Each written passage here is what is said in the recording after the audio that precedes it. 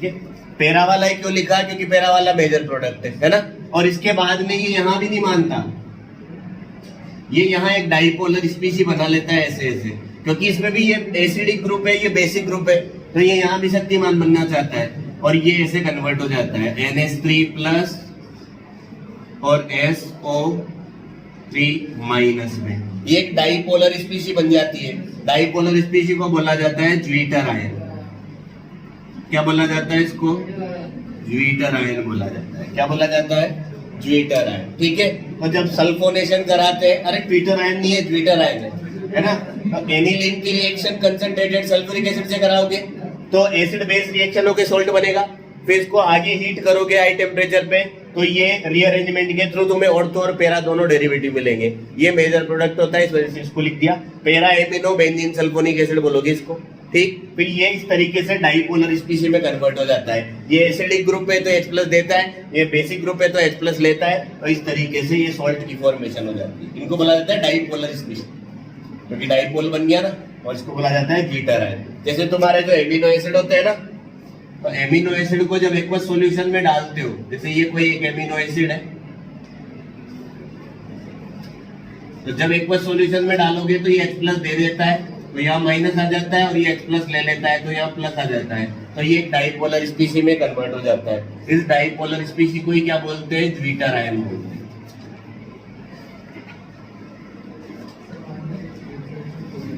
मान लो साहब, मान लो ये सल्फोनेशन हो गया तुम्हारे।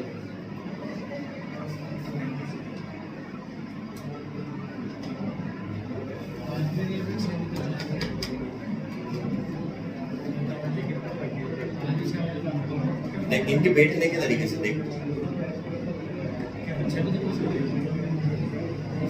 इसका बुढ़ापा नजदीक है, वो तो दूर है।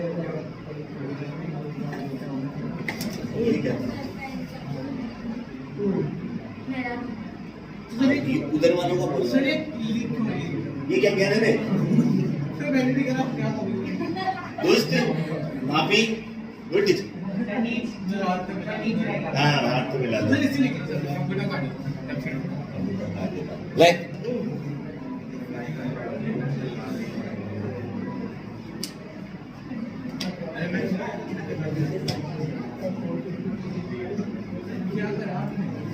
देखी है क्या वो जाने कितने दिन की रखी हुई है? मैं तो देख सारे मार्केट ले आए इनके चक्कर।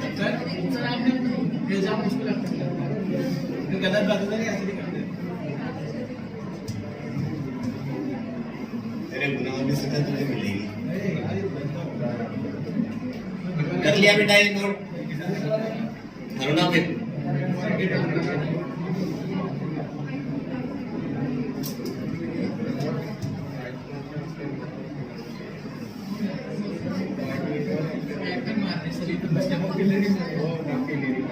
कैलेरी मत गया उधर का पैसे उधर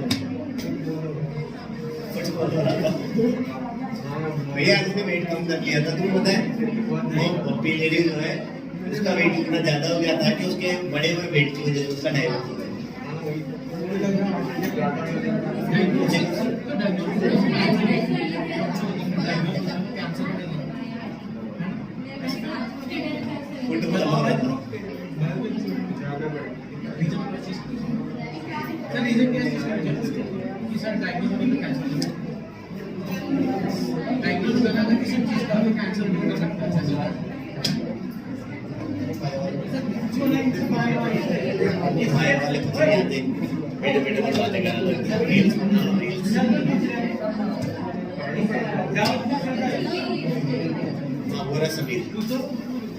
मुझे एक डाउट है कि मुझे कोई डाउट नहीं।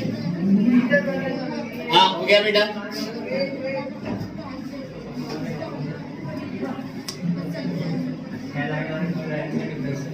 इसके बाद में इलेक्ट्रोफिलिक सब्स्टिट्यूशन में लास्ट आता है फ्रीडल क्राफ्ट रिएक्शन। पर जो एनिलीन होता है वो फ्रीडल क्राफ्ट रिएक्शन नहीं देता। एनिलीन जो होता है वो फ्रीडल क्राफ्ट रिएक्शन नहीं देता। क्यों नहीं देता? क्योंकि जैसे ही तुम एनिलीन की रिएक्शन कराओगे तो फ्रीडल क्राफ्ट कंडीशन में कोई लुईस एसिड लिया जाता है और उस लुईस एसिड को तुम बोलते हो एनहाइड्रस AlCl3 और ये AlCl3 एसिड है और ये बेस है, तो ये इससे रिएक्शन कर लेता है पहले और क्या बन जाता है, एक सॉल्ट बन जाता है।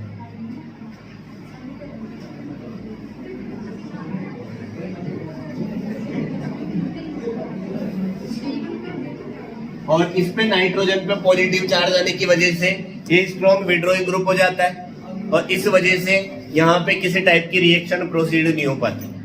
आ गई बात समझ में?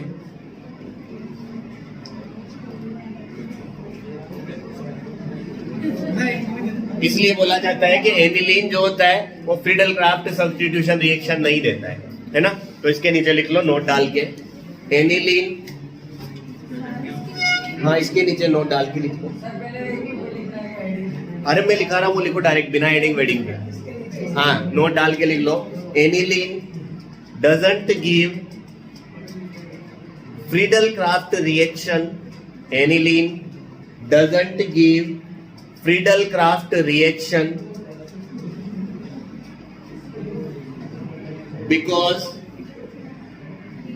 because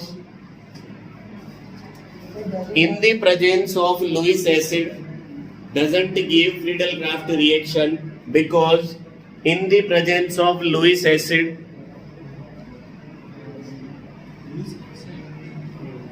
aniline forms salt, aniline forms salt in which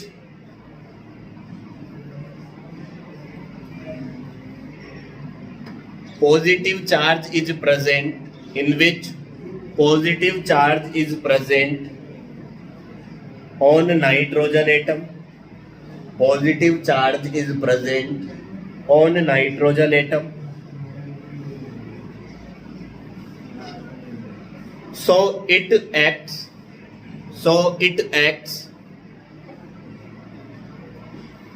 as a strong deactivating group. It acts as a strong deactivating group. ठीक है, जो एनिलीन होता है वो फ्रीडल क्राफ्ट रिएक्शन नहीं देता क्योंकि फ्रीडल क्राफ्ट रिएक्शन में तुम लुईस एसिड लेते हो LCl3 और ये बेस है और ये एसिड है तो रिएक्शन करके सॉल्ट बन जाता है। इस सॉल्ट में नाइट्रोजन पे पॉजिटिव आ जाता है तो ये किसकी तरह एक स्ट्रॉन्ग डीएक्टिवेटिंग ग्रुप की तरह एक्ट करता है। और जब ये स्ट्रॉन्ग डीएक्टिवेटिंग ग्रुप है तो बेंजीन को डीएक्टिवेट करने की वजह से यहाँ पे प्रोडक्ट फॉर्मेशन नहीं हो पाता, मतलब रिएक्शन नहीं हो पाती। चाहो तो ये लिख सकते हो, तो नहीं लिखो तो भी चलेगा। और इसी के साथ तुम्हारे चैप्टर का स्वाहा। ठीक है, अब अगर किसी के पास बुक है तो मुझे बुक दे दो कि मैं कुछ क्वेश्चन करा दूंगा। अब इसके बाद में RBSC वालों की 2 क्लास और लीजिए मुझे अतिरिक्त, क्योंकि उनके बेंजीन डायजोनियम सॉल्ट भी पढ़ाना है। इनके बेंजीन डायजोनियम सॉल्ट है नहीं, तुम्हारे बेंजीन डायजोनियम सॉल्ट उसके प्रिपरेशन तो तुम पढ़ ही चुके हो। बेंजीन डायजोनियम सॉल्ट बना था, बस उसकी कुछ एक दो रिएक्शन होती है वो देखनी है, जिसमें वो खत्म है। आज तो संभव ने सही किताब दे दी मुझे।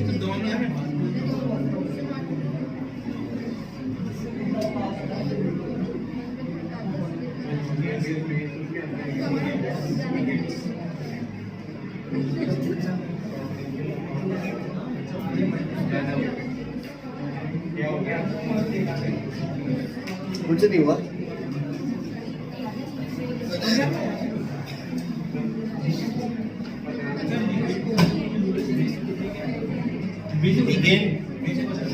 बेसिक होते ले वो कपड़ा देना बेटा ले मुझे समझ में आ जाता है खराब ऐसा लगता है ऐसे नहीं खराब निकली।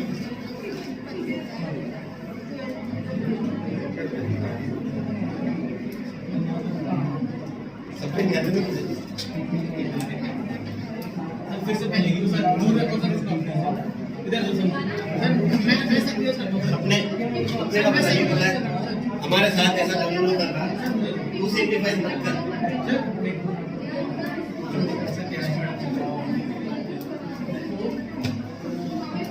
हमारे साथ क्या होता था, जैसे हम जब पढ़ाई करते थे ना तो जैसे कोई एग्जाम है किसी टफ सब्जेक्ट का। टफ का मतलब ऐसे है कि जो टॉपिक हमें पता नहीं है ना, तो उसको लपक के पढ़ते थे, उल्टा सीधा पढ़ रहे, रात भर जग रहे, आगे पढ़ रहे, है ना। फिर लास्ट में थोड़ी देर के लिए सोते थे, है ना। ऐसा बोलते हैं कि सो के पेपर दे जाएंगे तो अच्छा पेपर होगा, ऐसे वैसे।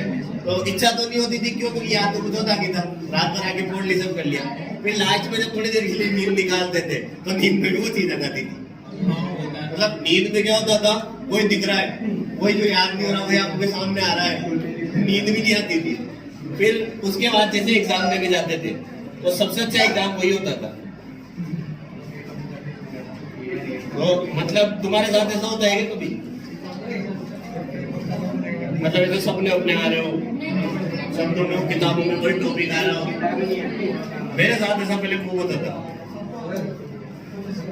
मतलब उसी को शायद टेंशन बोल सकते हैं, है ना। तो इतना खतरनाक सा हो जाता था। फिर उसके बाद और एक और चीज मेरे साथ होती है कि एग्जाम टाइम पे मैं कोई आंसर भूल जाता हूँ, है ना, तो आंखें बंद कर लेते हैं।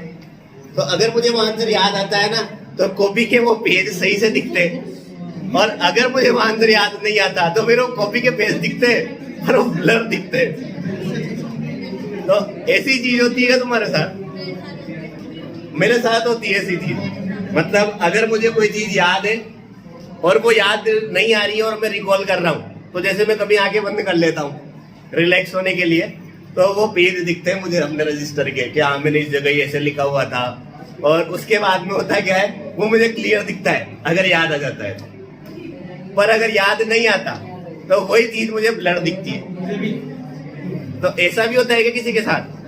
मेरे साथ तो होता है। अच्छा, तुम्हारे साथ नहीं होता? मतलब कुछ चीजें कॉमन होती है इंसानों में। क्या? एमीन, क्योंकि नाइट्रोजन जो है उसकी इलेक्ट्रोनेगेटिविटी ऑक्सीजन से कम है, इस वजह से एमीन का जो एक्टिवेटिंग इफेक्ट है वो हाइड्रोक्सिल ग्रुप से ज्यादा है। ठीक है?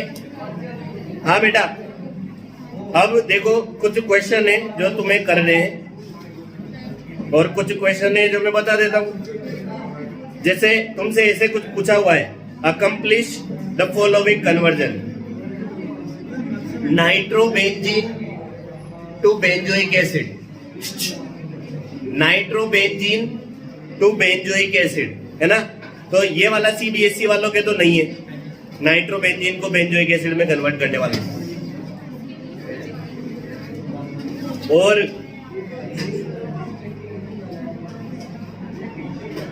बेंजीन टू मेटाब्रोमोफिनॉल, ये सब डाइजोनियम सॉल्ट वाले हैं। तो डाइजोनियम सॉल्ट तुम्हारे नहीं है, ये आरबीएससी को बताएंगे।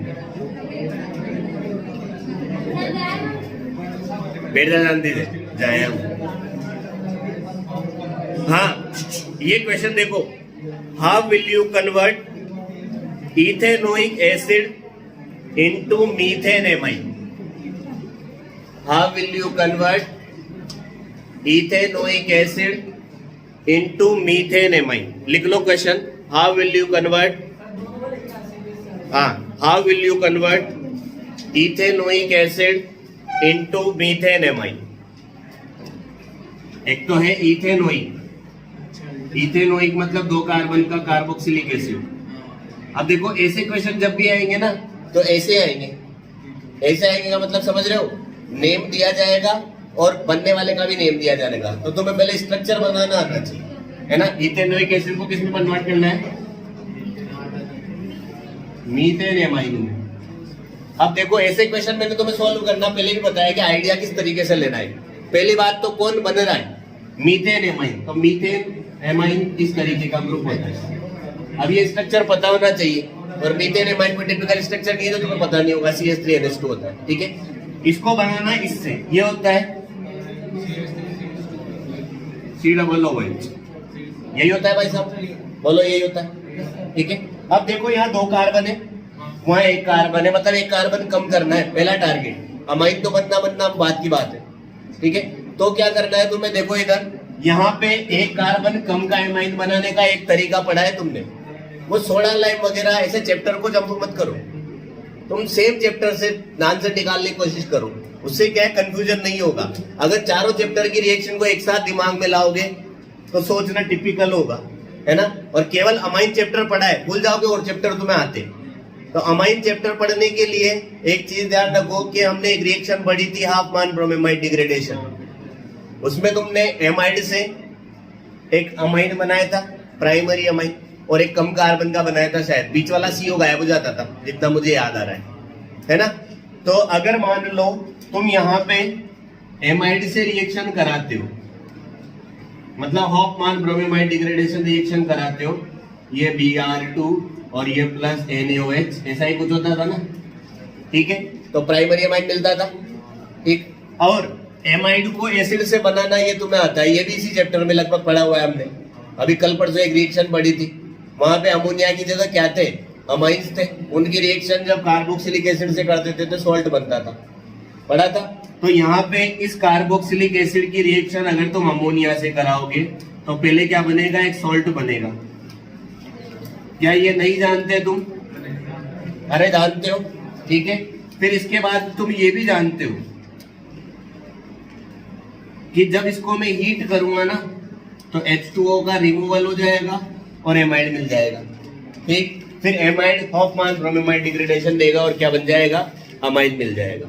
आ गई बात समझ में? तो सेम चैप्टर से लिंक करने के लिए सोचा करो। और मैंने ये तुम्हें हर बार बोला है कि जितनी भी ऐसी रिएक्शन है जहां नंबर ऑफ कार्बन इंक्रीज या डिक्रीज हो रहे हैं वो बहुत इंपॉर्टेंट हो जाती है, क्योंकि कन्वर्जन में जनरली एक कार्बन कम या एक कार्बन ज्यादा करके पूछा जाता है।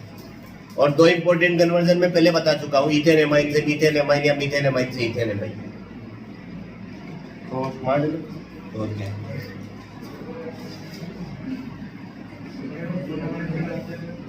क्या सोडा लाइम से कराएगा तो मीथेन बनेगा। फिर मीथेन बनने के बाद में फिर तो यहाँ पे इसकी रिएक्शन कराएगा उससे सनलाइट से, तो तेरा मिथाइल क्लोराइड बनेगा। फिर मिथाइल क्लोराइड के बाद उसको अमोनोलाइसिस कराएगा तो मीथेन एमाइन बनेगा।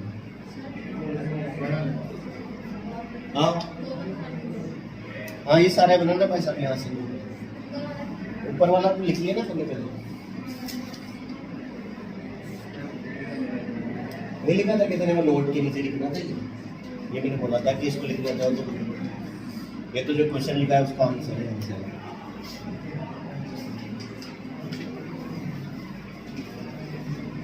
तो अब जैसे वो वाला जो है ना सोडा लाइम वाला, वो सही तो है, बट उसमें एक तो स्टेप आ रहा है एल्काइल हैलाइड वाले चैप्टर का, एक स्टेप आ रहा है कार्बोक्सिलिक एसिड वाले चैप्टर का, और एक स्टेप आ रहा है फिर एमाइन वाले चैप्टर। पर तुम्हारे जैसे दो चैप्टर हट चुके हैं ना, एल्काइल हैलाइड वाला, तो किसकी स्ट्राइक नहीं हुआ तो। और फिर मेनली क्या होता है कि सभी ऐसा सोच पाए, ये जरूरी नहीं है। मेनली अमाइन वाला चैप्टर है तो कोशिश करो कि अमाइन की रिएक्शन से काम चल जाए, क्यों होच कर रहे हो। मान लो किसी की रैम 1 MB की है, किसी की रैम 1 GB की है और किसी की 8 GB की है, तो वो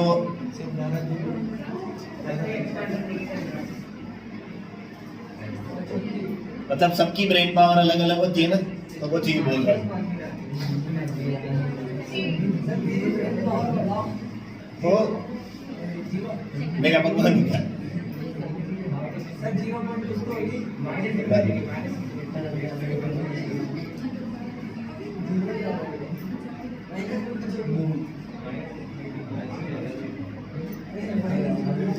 एक इसके बाद में तुम ये मार्क कर लो 13.3 एक्सरसाइज का 13.3 ये तुम्हें करना है। लिखवाओ नहीं हो तो 5-7 क्वेश्चन है, कहां तक लिखवाऊंगा, लिखवाओ।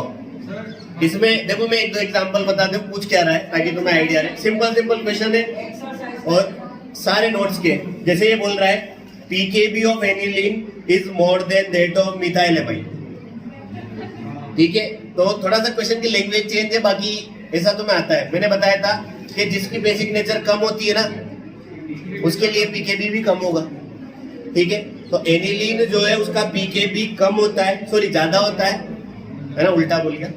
एनिलीन जो है उसका pKb ज्यादा होता है किससे, मिथाइल एमाइन से। तो देखो इधर ये तो होता है एनिलीन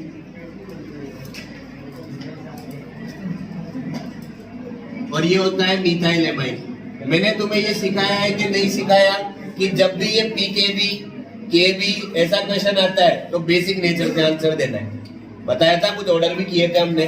और यहाँ पे तुम्हें ये पता है कि नाइट्रोजन का लोन पेयर बेंजीन के साथ चला जाता है, इस वजह से नाइट्रोजन पे लोन पेयर अवेलेबल नहीं होता, मतलब इसकी बेसिक नेचर कम हो जाती है। किससे?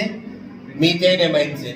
जिसकी बेसिक नेचर कम होगी मतलब उसके लिए केबी कम होगा, और केबी कम होगा तो फिर पीकेबी क्या होगा? ज्यादा होगा।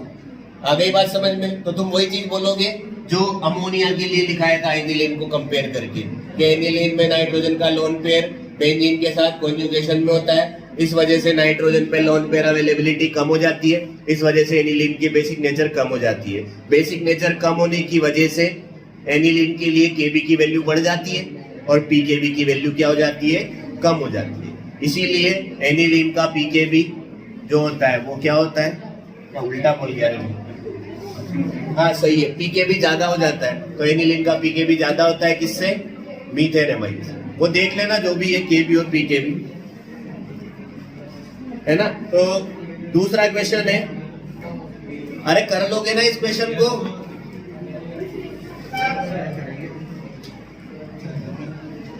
बोलो, ठीक है, एक बार फिर बताओ। हाँ दूसरा देखो, नेक्स्ट बोला हुआ है ethyl amine is soluble in water where aniline is not. दूसरा क्या बोला हुआ है कि इथाइल एमाइन जो होता है वो वाटर में सोल्यूबल होता है, जबकि जो एनिलीन होता है वो इनसोल्यूबल होता है। तो सोल्यूबिलिटी वाली चीज भी मैंने बताई हुई है कि जो स्मॉलर अमाइंस होते हैं ना वो वाटर के साथ में हाइड्रोजन बॉन्डिंग बनाने की नेचर रखते हैं, इस वजह से वाटर में क्या हो जाते हैं? मिसिबल हो जाते हैं। बट एनिलीन में जो फिनाइल ग्रुप है उसका साइज बड़ा होता है, इस वजह से हाइड्रोजन बॉन्डिंग नहीं हो पाती है, इसलिए वो वाटर में क्या होता है? इनसोल्यूबल होता है। आगे बात समझ में? तो ये सोल्यूबिलिटी का भी क्वेश्चन बताया हुआ है। कभी भी तुमसे डायरेक्ट क्वेश्चन नहीं पूछे जाएंगे। अगर कोई डायरेक्ट ऐसे सोचता है कि give a short note on solubility of amine in water, तो ऐसे डायरेक्ट क्वेश्चन नहीं आते। क्वेश्चन में तुम्हें कोई ना कोई एग्जांपल देके उससे रिलेटेड पूछा जाएगा, बट कॉन्सेप्ट हमें आता है। जैसे सोल्यूबिलिटी है तो सोल्यूबिलिटी का कॉन्सेप्ट आता है। आज मीथेन एमाइन या इथेन एमाइन सोल्यूबल है क्योंकि वो हाइड्रोजन बॉन्ड बनाता है, एरोमेटिक अमाइन इनसोल्यूबल है क्योंकि वो हाइड्रोजन बॉन्ड नहीं बना पा रहा होगा। ठीक है, अगला क्वेश्चन लिखा हुआ है इसमें, अरे बातचीत मत करो रे। नेक्स्ट है इसके बाद में देखो कि although amino group is ortho and para directing in aromatic electrophilic substitution reaction. सही बात है कि एनिलीन जो होता है वो ऑर्थो पैरा डायरेक्टिंग होता है इलेक्ट्रोफिलिक सब्स्टिट्यूशन में, हमने लिखा है। Aniline on nitration gives a substantial amount of Meta nitro aniline. जब एनिलीन का नाइट्रेशन कराया जाता है तो ये मेटा नाइट्रो एनिलीन की भी अच्छी खासी अमाउंट देता है। सब्सटेंशियल अमाउंट का मतलब है एक सफिशिएंट अमाउंट प्रोवाइड कराता है। तो ऐसा क्यों होता है उसका रीजन देना है। तो उसका रीजन मैंने लिखाया हुआ है कि जब नाइट्रेशन कराया जाता है तो नाइट्रेशन के केस में तुम कंसंट्रेटेड H2SO4 और कंसंट्रेटेड HNO3 लेते है ना, और स्ट्रॉन्ग एसिड की प्रेजेंस में ये जो एनिलीन होता है ये एक सॉल्ट का फॉर्मेशन कर लेता है। उस सॉल्ट को तुम बोलते हो एनिलीनियम आयन, और ये जो एनिलीनियम आयन होता है ये एक मेटा डायरेक्टिंग ग्रुप होता है। ठीक है, और मेटा डायरेक्टिंग ग्रुप होने की वजह से मेटा प्रोडक्ट का भी वहां पे क्या हो जाता है? फॉर्मेशन हो जाता है। ये भी मैंने नोट्स में लिखा है और कल ही लिखा है शायद। अरे सुन लो रे आराम से, एक एक आंसर बोल बोल के बता रहा हूँ, फिर क्या जान लोगे मेरी? फिर भी लास्ट टाइम पे ये बोल दोगे हाँ सर कुछ भी बताया आपने। देखो नेक्स्ट एक ये question, aniline doesn't undergoes Friedel Crafts reaction. Aniline Friedel Crafts reaction नहीं देता, यह भी नोट लिखा था कहीं पे, है ना। और एक केस में ये दिया हुआ यहाँ पे Gabriel phthalimide synthesis is preferred for synthesising primary amine. ठीक है, तो ये गैब्रियल थैलिमाइड हमने पढ़ा था, है ना। वहां प्राइमरी अमाइन जो है वो सब्स्टिट्यूशन जल्दी दे देती है। ठीक है, इस वजह से इस वजह से गैब्रियल थैलेमाइड से प्राइमरी अमाइन बनने की नेचर ज्यादा होती है, क्योंकि वहां एक सब्स्टिट्यूशन का स्टेप आता है। और वहां पे एक और क्वेश्चन मैंने लिखाया हुआ है कि गैब्रियल थैलेमाइड से एरोमेटिक अमाइन क्यों नहीं बनते, क्योंकि एरोमेटिक अमाइन भी क्या होते हैं, सब्स्टिट्यूशन रिएक्शन के लिए लेस रिएक्टिव होते हैं। आ गई बात समझ में? तो ये चीज भी मैंने वहां तुम्हें बताई हुई है, और फिर भी तुम नहीं करते हो तो तुम सूग ले, निहायत सूग ले, बहुत गजब वाले सूग ले। और अगर तुम ये क्वेश्चन नहीं कर पाते हो तो फिर बहुत गरीब हालत है तुम्हारी। ठीक है, आगे देखो। इसके बाद एक क्वेश्चन, अरे ओ एक और इम्पोर्टेंट क्वेश्चन, बहुत इंपॉर्टेंट क्वेश्चन, और इस पे यू कर देना कि एग्जाम में आएगा। कैसे नहीं आएगा? मैं बोल रहा हूं आएगा मतलब आएगा। ठीक है, क्या आएगा? Give one chemical test to distinguish between the following pair of compounds. Question number 13.2। और ये वाला क्वेश्चन तुम करने की स्थिति में हो। मैं तो एक दो बता देता हूं। जैसे पहला लिखा है methyl amine and dimethyl amine. एक टेस्ट बताना है इसके लिए कि इन दोनों कंपाउंड को तुम सेपरेट कैसे कर सकते हो। तो मेरी बात सुनो इधर, मिथाइल एमाइन मतलब प्राइमरी एमाइन है कि नहीं है? बोलो है। डाइथाइल एमाइन या डाइमिथाइल एमाइन मतलब क्या है? सेकेंडरी एमाइन है या नहीं है? बोलो है। दोनों की रिएक्शन किससे कराओगे? हिंसबर्ग से। प्राइमरी अमाइन क्या देगा? N methyl benzene sulphonamide. उसको जब एल्कली में डालोगे तो वो उसमें सोल्यूबल हो जाएगा। अगर सोल्यूबल हुआ मतलब प्राइमरी अमाइन है, अगर सोल्यूबल नहीं हुआ मतलब सेकेंडरी अमाइन है। तो इस तरीके से तुम कर सकते हो डिस्टिंग्विश। इस टाइप का क्वेश्चन आएगा। ठीक है, आएगा। कैसे नहीं आएगा? नहीं आएगा तो तुम सब मुझे एक एक कचौरी के लाना। जितनी कचौरी लाओगे सब में खाओगे। कितना टफ टास्क है। अरे आगे देखो रे, बड़ी जल्दी लग रही है जाने की। जिम में जाना है क्या कहीं? भंडारे में जाते फिर इधर उधर। आगे देखो आगे। अरे आगे देखो आगे देखो। एक 1 क्वेश्चन बताओ। अरे एक 1 क्वेश्चन। 1 जानते हो ना? नंबर नहीं बताओ। मेरी चश्मा के नंबर तुझे क्यों बताओ? हाँ देखो बेटा, देखो एक 1 क्वेश्चन ये है और बहुत सिंपल क्वेश्चन है।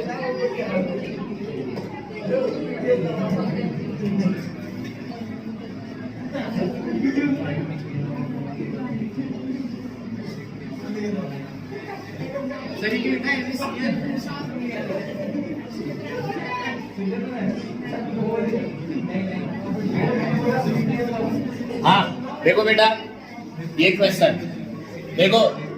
अरे इधर देखो, सब इधर देखो। इसमें ए बी सी बताने है ना, और बहुत सिंपल क्वेश्चन है और ऐसे क्वेश्चन भी आ जाते हैं।